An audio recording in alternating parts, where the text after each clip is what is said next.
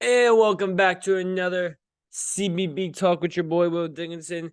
And if you guys click in this video, and you are a loyal fan, you can see that I now have a new name for the channel. It was just my name, Will Dickinson, but I've changed it to CBB Talk. And because I made sure there was no YouTube channel with that name, nothing big ever popped up. So I took the name, and then also you're gonna see some new channel art coming in probably by next episode. We'll see. We're working on that right now. So I'm trying to level it up because this year my views have been way better than last season. So I have to really appreciate that. And today, by the title of this video, we're not going to do a normal thing where I usually just talk of the games and preview what happened, because yesterday there was good games, but every favorite won pretty much. So there was no changes to my top 25. UNC got a good road win against Pitt. Duke looked strong in that second half against Syracuse.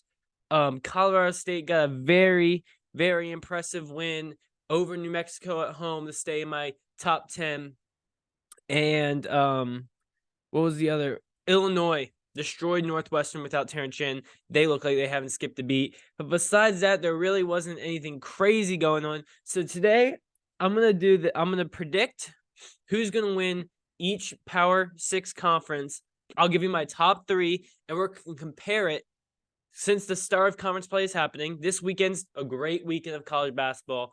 I'm so excited for this weekend. Conference play is starting, so I'm going to give you, some have already started. The Big 12 starting this weekend. I'm going to give you my prediction for who is going to win each conference and compare it to my preseason predictions and see how far off I am.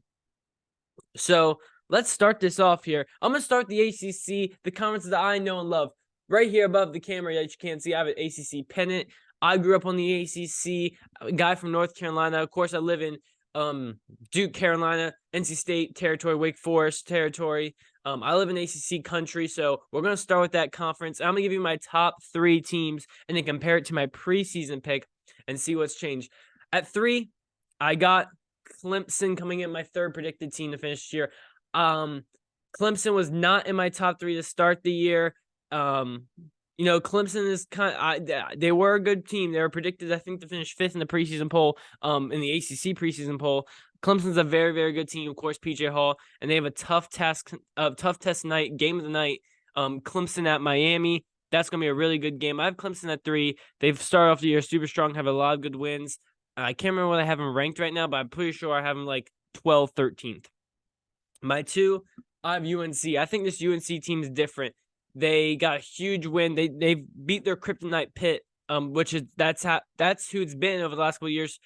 Is Pitt. They got a nice road win. Mondo Bay got 16. RJ Davis had a slow first half. The Pitt played pretty well, but he had 15 points, I think, mostly in that second half. UNC held serve that whole game.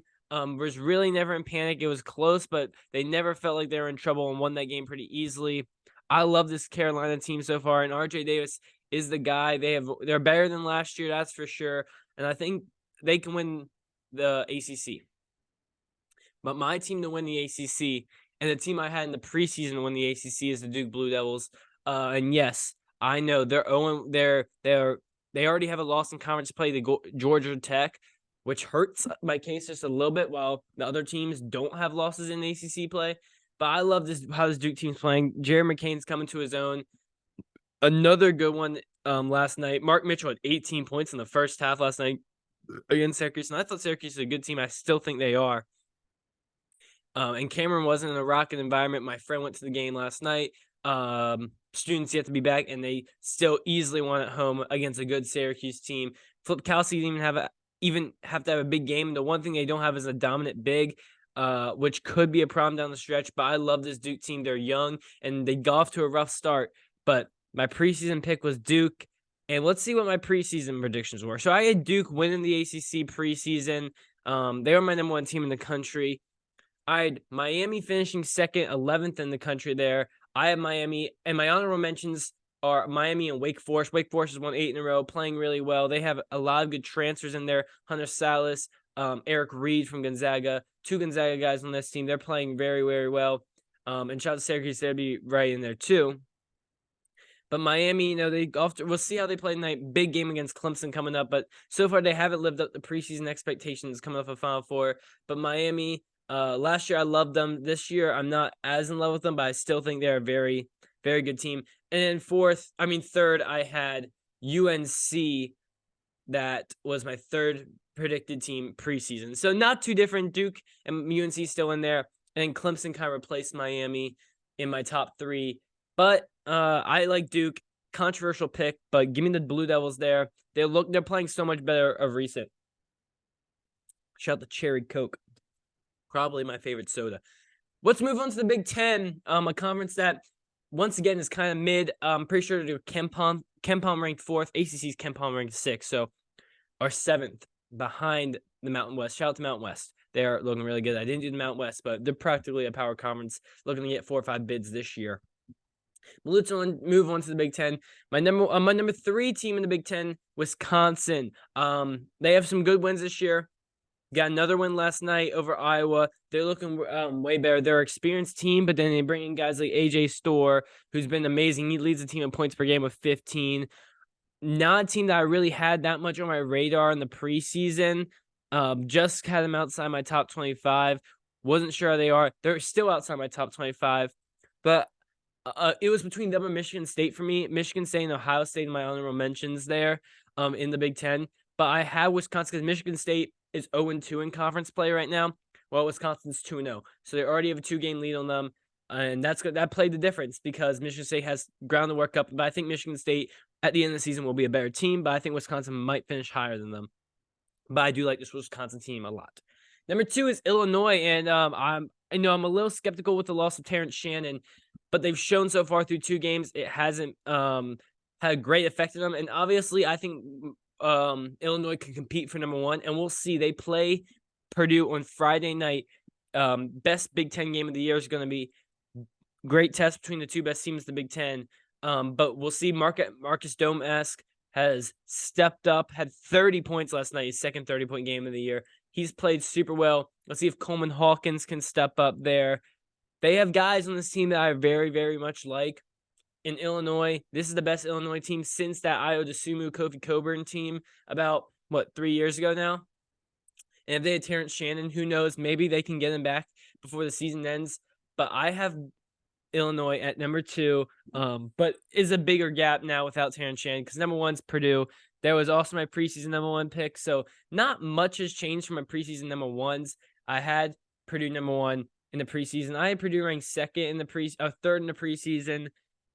They were my number 1 team right now, but we'll see how they fare against Illinois. But they do have a loss in conference play right now against Northwestern, so they are a little bit behind the 8 ball, but they're the best team in there. In the preseason, I did have Purdue 1, and I had Michigan State 2.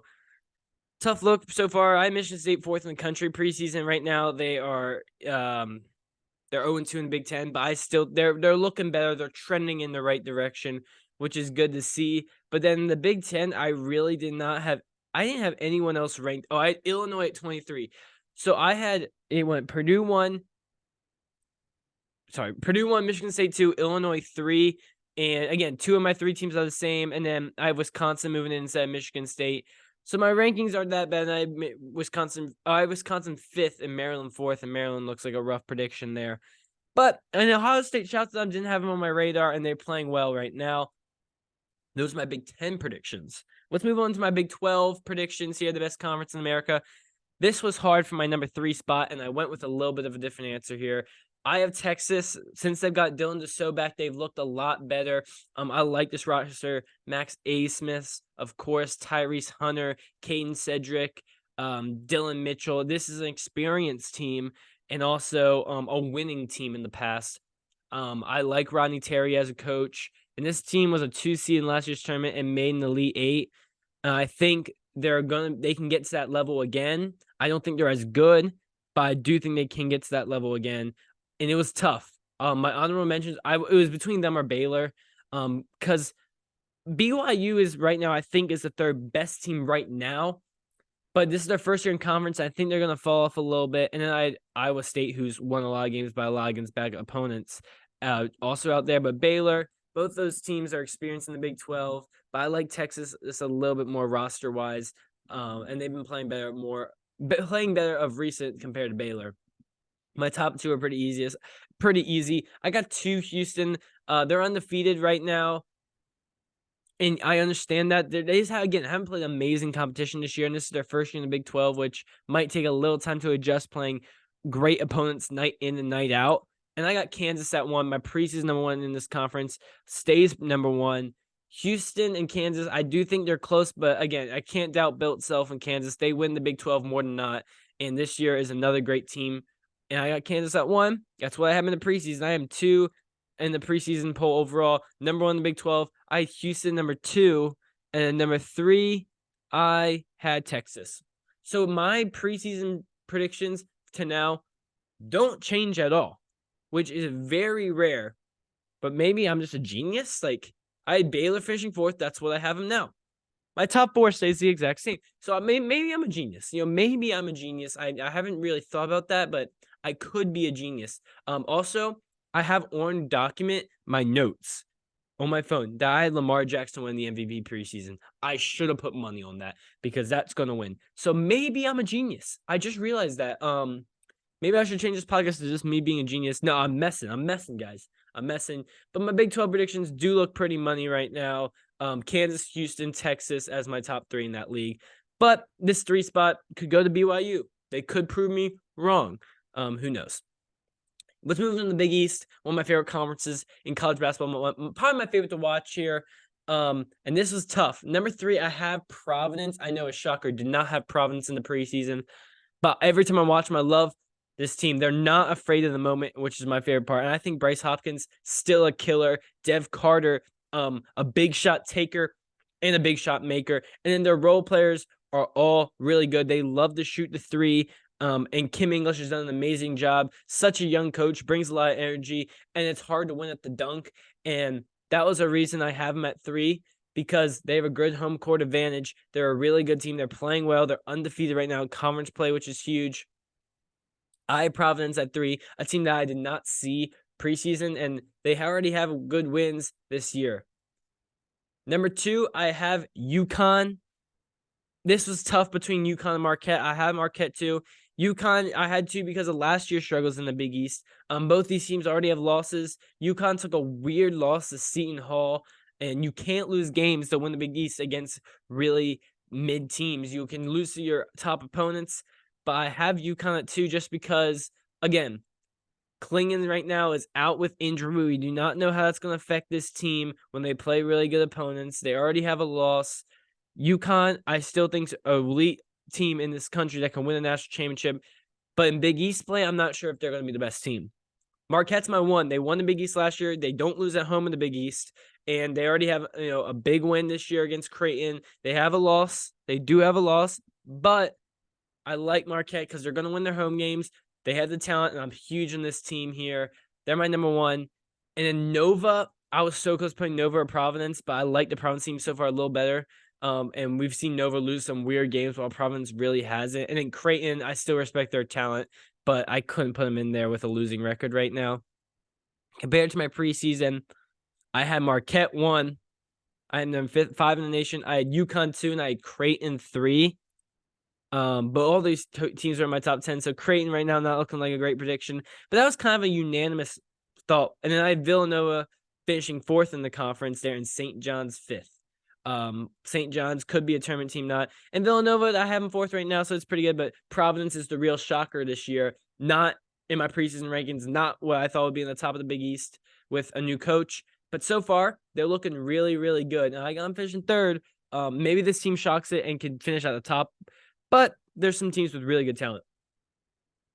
Next, the SEC, the Southeastern Conference here. A little tough. The top 2 were easy for me. It got tough with number 3. Number 3, I have Alabama, and my thoughts are starting to change in this Tide team. All year it's been this team can't win. This team looks good but can't finish the job, and that might still be a thing. They've lost 5 games this year, but their computer numbers are really good. They still rank super high in the net. They rank high in KenPom. Their offensive efficiency is one of the best in the country. And for me, that means things are going to start changing. Things are going to start clicking. Losses are going to become wins. And I think that's what's going to happen in SEC play. We saw them win the SEC last year. Nate Oates is a great coach. They have great talent. And with an offense like that, they're going to start winning more games than they have been. And SEC play, it's a clean slate because they're 0-0 going into the conference play, even though the record before does matter overall of your overall resume. But I'm just thinking SEC wise. Number 2 and 1 more a tough race. I go with Tennessee at 2. What a respect Rick Barnes. Well, I have so much respect for Rick Barnes in that program. He's led Tennessee now to be a great team every year. Has that led with a lot of tournament success? No. But this Tennessee team, I think, is really, really good. You brought back a lot of good pieces already this year with Santiago Vescovi, Josiah Jordan-James, James Adu, Zakai Ziegler. They had a lot of guys, and they bring in Dalton Knecht, who's turned out to be a star, kind of like a Marcus Domask, a guy who you didn't expect to be great, becomes great, but Knecht is on a better level than him. He's been the star player there. They've lost some games early in the season. I have a lot of respect. I think I have them right now 5th or 6th in the country. And I think this team can win the league. No doubt. They have experience, great coaching, and they don't lose a lot of games at home, which is huge. But then my number 1 team is a team I'm high on. I got them ranked 4th in the country. I love this way this team plays, and it's Kentucky. This is a classic Kentucky team. Young, unpredictable at times. You've seen they lost a home game to UNCW, but their cap, their potential is national championship. And Calipari can lead this team. He loves this team. Reed Shepard, Rob Dillingham, DJ Wagner, Justin Edwards, Aaron Bradshaw. These are all freshman players who are already making big impacts. And then Antonio Reeves might be the best player on the team. This Kentucky team is really, really good. I love the way they've played so far. So I got them number 1. And then for number 3, I considered Auburn. I like this Auburn team. I just don't know if their potential, where they can get to, their ceiling is as good as Bama. And then A&M, I think Ole Miss is frauds. I got them ranked because they're undefeated. I think when it comes to conference play, they're going to start losing games. Chris Beard, prove me wrong. But right now, I think they're a little fraudulent. A&M, highly ranked in the preseason. Right now, haven't lived up to expectations. Let's look at my top 3 from the preseason. And man, number 1 looks rough. I had Arkansas 1.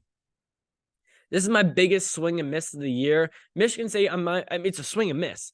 But everyone's swing and miss. And that's like putting a pedestrian up there against Randy Johnson, against a Rollins Chapman. You're swinging and missing because everyone had Michigan State in top 5 preseason. So I don't feel like an idiot there. Arkansas, I was high on. This is kind of what I was different compared to most experts in the preseason.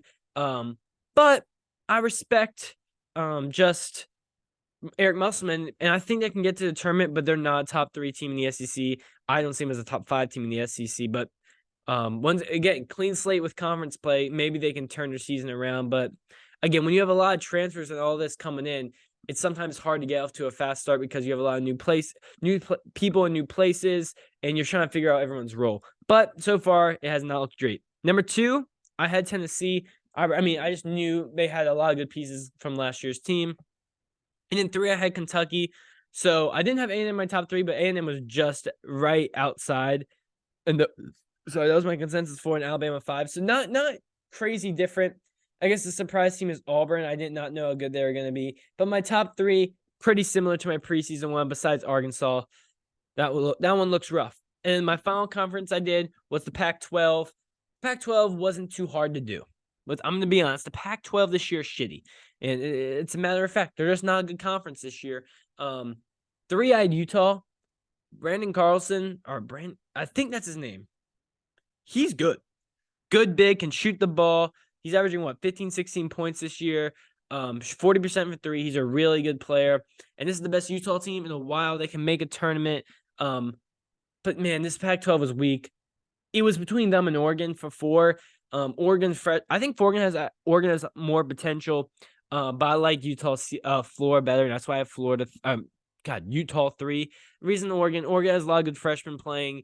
If they can get Kwame Evans start playing better, he was a 5-star top 10 recruit there. And he's not even their best freshman on the roster. I do like Oregon though. Therefore, I think this is a 4-bid league, and Oregon's that fourth team.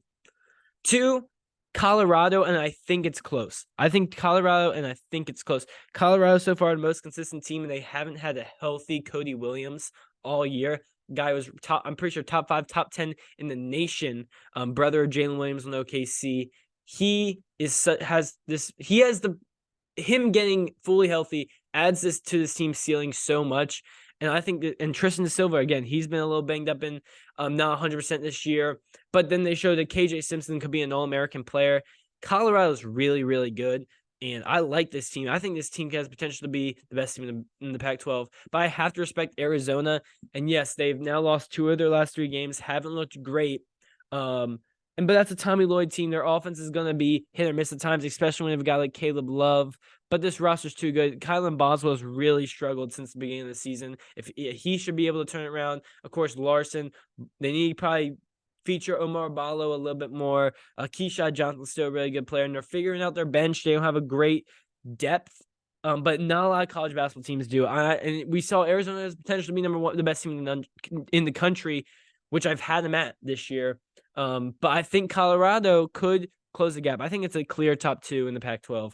But if you look at my preseason, it's a lot. It's different, right? My highest ranked team was Arizona at 17th coming into the year in the Pac-12, which I think is a win for me because a lot of people had USC high. I had USC finishing 2 right behind them, but a lot of people are high on USC. I was just a little skeptical. A team that didn't win a game in the tournament last year, bring in, of course, Isaiah Collier, who's not lived up to expectations. Brian James playing better, but then you know what happened to him over the offseason.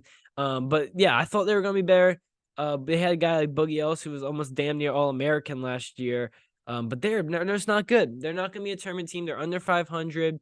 A weird development in LA altogether with UCLA as well. Because that's who I had. No, I had Colorado. Okay, good. I was going to say, if I had UCLA finishing there and USC finishing second, it's just not a good look for me. UCLA is really bad. They're not going to make the tournament. USC isn't either. Both LA, something's going weird with the basketball right now because the Clippers are the best team in the NBA. So you know something's up when that's happening. And then Colorado was my 3rd team. So I had Colorado just on my top 25 in the preseason and had 3rd in the Pac-12.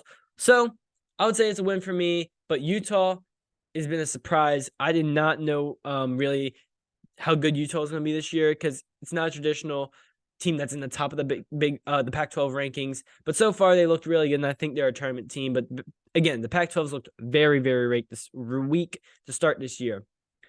I talked about a lot of teams. I talked about kind of the notable results from yesterday. Let's talk about some of the good upcoming games for today and tomorrow before we get to a stacked weekend slate for my Friday episode.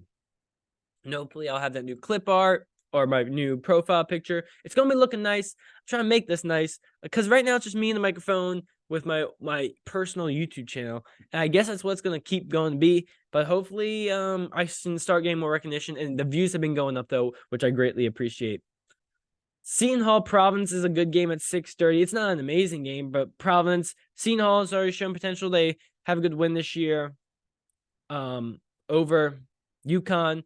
Providence at home, though. Prove me right, Providence. I like this team so far. Dayton Davidson's a great 8-10 matchup there. Dayton looks like the favorite. Let's see if Davidson can get a nice little win there at home.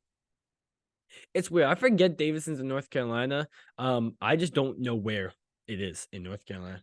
I think it's near. I'm pretty sure it's up in the north of North Carolina, near Virginia. But I literally have never been there. Like, I kind of forgot that's in my damn own state. Whoa, Virginia versus Louisville, man. 15.5 is going to be too much. I think Louisville will cover that. I'm going to throw that out there. Ohio State, Rutgers. Ohio State should win that.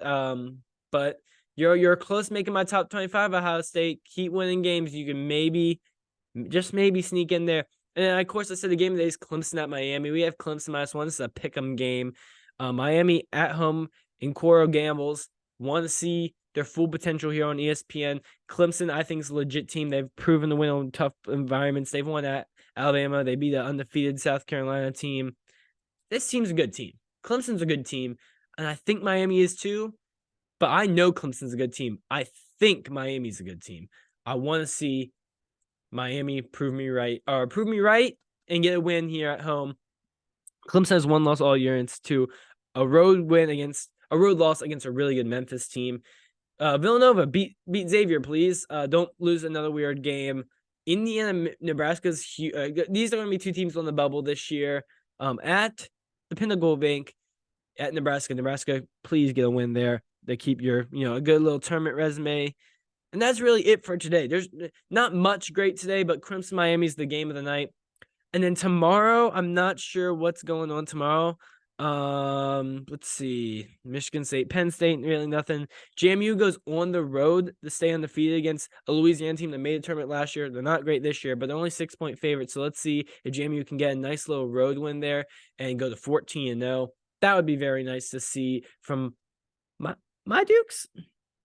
Oregon's on the road at Washington. Tough game there. If there's going to be 5 teams that make the tournament from the Pac-12, it's most likely Washington as that 5th team. And this would be a really good win for them. But also, if Oregon loses games, then there might just be 4. My prediction for the Pac-12 will be 4 bids. And then, I did not realize this game. Okay, so there is a really good game on Thursday. Colorado at Arizona. Colorado's not ranked, and I don't even want to talk about the AP poll because the AP... One second. I'm sorry. I'm going to have to say this. The AP poll has Gonzaga still ranked. And I completely disagree with that. Gonzaga should not be ranked. But my problem is they have Gonzaga ranked and San Diego State not. What sense does that make? What sense does that make? San Diego State went into Spokane, in the kennel, and beat them easily. They won by more than 10. They won easily. And you have Gonzaga over San Diego State with Gonzaga with 4 losses? And San Diego State is 2 against BYU, who's ranked high, and Grand Canyon, who's a good mid-major. It makes no sense to me. The AP poll is a joke. Colorado should be ranked. They go at Arizona, 11-point favorites. That seems like too much to me. I don't know the availability of De Silva or Cody Williams, though. That could be a huge impact in that one. If they're not available, I assume Arizona's going to win. I think they still will, but that's not an easy task to go win against a really good Colorado team. So that's my episode. I hope you appreciated it. I did something different than just recap games. I did my mid-year conference predictions there. And then, some good games tonight. Miami, the best 2 games for the next 2 nights. Clemson at Miami, and then Colorado at Arizona. So, see you guys tomorrow. Not tomorrow. See you guys on Friday. See what happens, and then preview this amazing weekend coming up. CBB Talk, out.